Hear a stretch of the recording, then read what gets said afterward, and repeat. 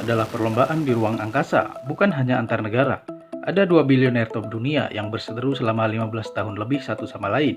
Elon Musk, sang pendiri PayPal, memiliki SpaceX, dan Jeff Bezos memiliki Blue Origin.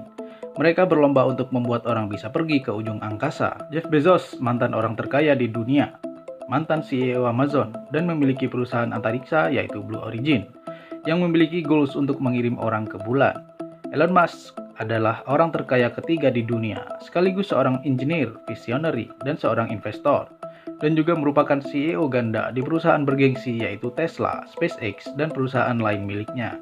Selama bertahun-tahun dalam persaingan antara mereka berdua hingga saling panas-panasan di Twitter. By the way, kemarin typingan nyeleneh Elon Musk di Twitter bikin pasar kripto terjun bebas, saking berpengaruhnya dia di dunia saat ini. Jeff Bezos baru-baru ini mengumumkan bahwa dia akan segera terbang keluar angkasa dengan roket terbarunya, New Shepard, untuk membuktikan bahwa roket tersebut miliknya itu benar-benar aman bagi penumpang ruang angkasa. Tidak lain untuk menarik minat turis ke luar angkasa. Di sisi lain, Elon Musk belum memiliki rencana untuk pergi ke luar angkasa. Tapi, menariknya saat ini sudah ada miliarder asal Jepang, Yusaku Maezawa, yang menyatakan minatnya untuk bergabung dalam perjalanannya mengelilingi bulan dan Mars dengan proyek terbaru milik Elon Musk, Starship Super Heavy, yang dijadwalkan diluncurkan pada tahun 2024 tanpa awak.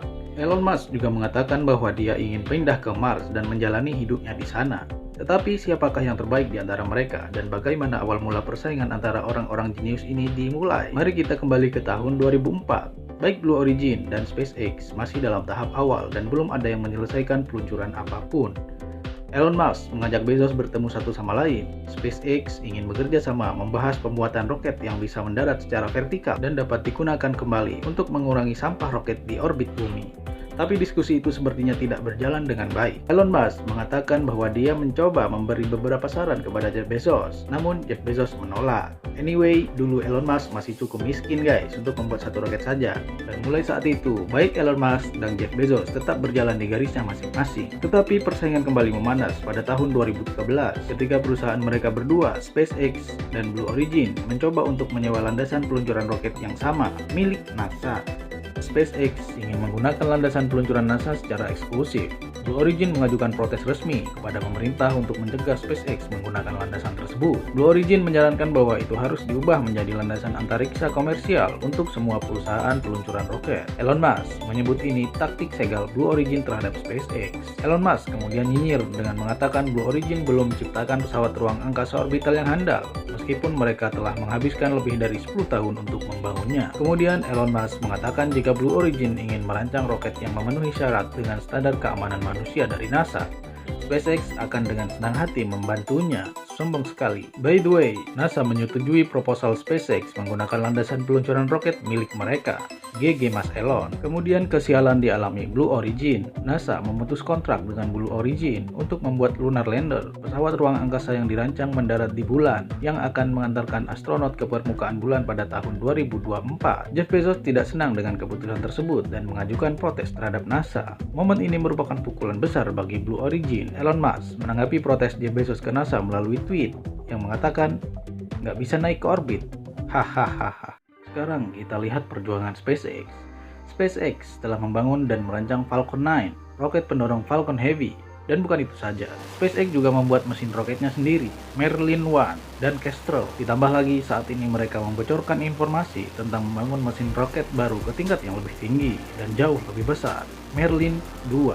SpaceX memiliki pedoman dan menjadi tujuan utamanya untuk mendaratkan dan menggunakan kembali roket-roketnya untuk pertama kalinya setelah bertahun-tahun dalam kegagalan. Pada bulan Desember 2015, SpaceX sukses mendaratkan roket Falcon 9. SpaceX juga melakukan pendaratan roket pertama kali di laut dengan kapal drone pada bulan April 2016, dan pada tahun 2019, SpaceX kembali memukau seluruh penduduk bumi dengan mendaratkan triple booster dengan 2 booster mendarat di tanah secara bersamaan, sementara booster utama mereka mendarat di atas kapal drone laut.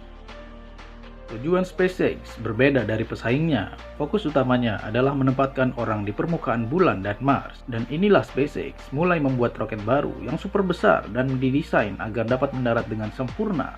Ini adalah Starship Super Heavy, 2 tingkat yang sepenuhnya dapat digunakan kembali, yang diproyeksikan dapat mengangkut 100 orang ke luar angkasa.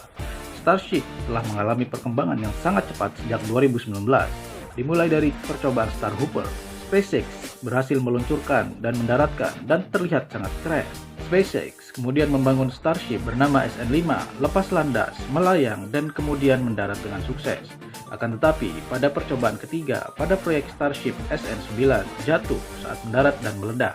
Lalu berikutnya, Starship SN10 mendarat tetapi meledak setelah 8 menit kemudian.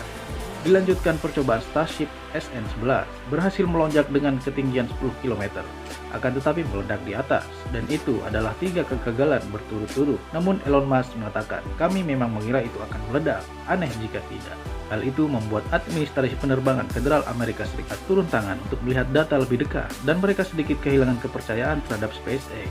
SpaceX benar-benar sibuk mengembangkan Starship Super Heavy yang berbentuk peluru futuristik. Mereka yakin dan siap membawa orang ke Mars, dan pada akhirnya dalam percobaan yang kesekian kali, Starship SN15 melakukan peluncuran sampai pendaratan dengan sempurna dan tidak meledak, dan ini sungguh menghebohkan dunia. Ketika benda berat ratusan ton itu terbang dan kembali ke bumi, hal itu sangat bergengsi. What? Oh my god, that's ridiculous. Oh.